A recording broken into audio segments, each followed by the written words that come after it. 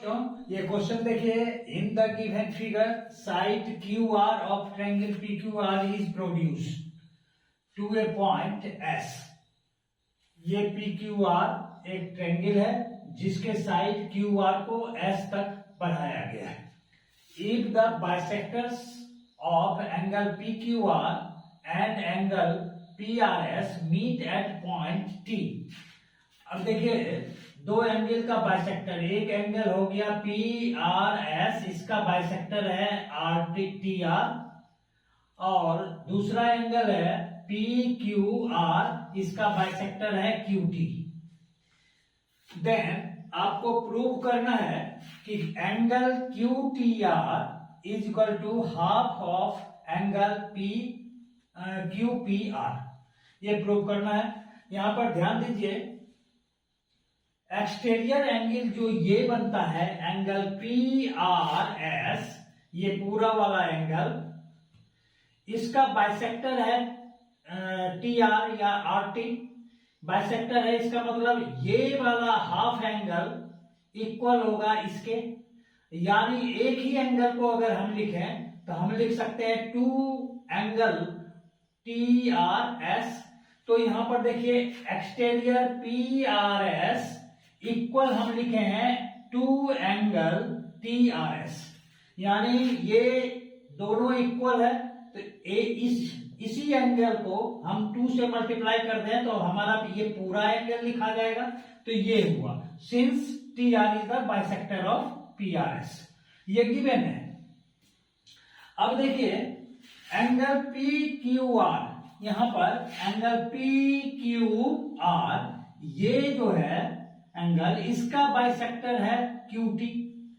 तो P Q R को हम लिख सकते हैं two T Q R, two T Q R. Similarly ये एंगल और ये एंगल इक्वल है, तो इसी को हम डबल लिख सकते हैं। तो लिख दिया two angle T Q R, क्योंकि यहां पर भी क्यू टी जो है बाइसेक्टर है इस एंगल का। ये दो बात समझ में अगर आ गई है तो अब चलिए in triangle T Q are, T Q are, ये वाला ट्रायंगल जो है आपको दिख रहा होगा, ये वाला टी क्यू आर, इसमें देखिए ये जो है एंगल, ये वाला, ये एक्सटीरियर है, ये एक्सटीरियर एंगल है। और किसी भी ट्रायंगल का जो एक्सटीरियर होता है वो इंटीरियर, दो अपोजिट इंटीरियर के सम के इक्वल होता है। तो exterior is equal to sum of opposite to interior angles. तो इसका मतलब है ये जो है इक्वल होगा इस एंगल के और इस एंगल के। तो exterior angle T R S is equal to ये इंटीरियर टी क्यू आर, यानी ये angle plus angle Q T R, ये एंगल के इक्वल होगा। इसको हम एज्यूम कर लेते हैं थर्ड। अब चलिए टी आर एस, यहां पर Q T R angle Q T are, इसको जो है हम लिख सकते हैं टी आर एस, यानी T R S minus T Q are,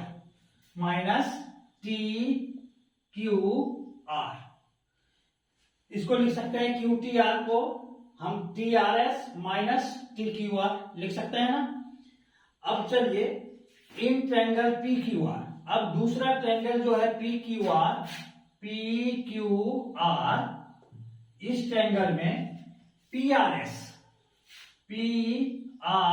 S, यानी इस ट्रायंगल के लिए ध्यान दीजिएगा, इस ट्रायंगल के लिए ये एंगल जो है एक्सटीरियर हो गया, P R S exterior angle is equal to Q P R, यानी ये एंगल और इस एंगल के सम के इक्वल होगा।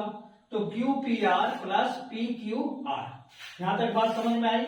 अब देखिए यहां पर पी आर एस को हम फर्स्ट से क्या लिख सकते हैं, two angle T R S.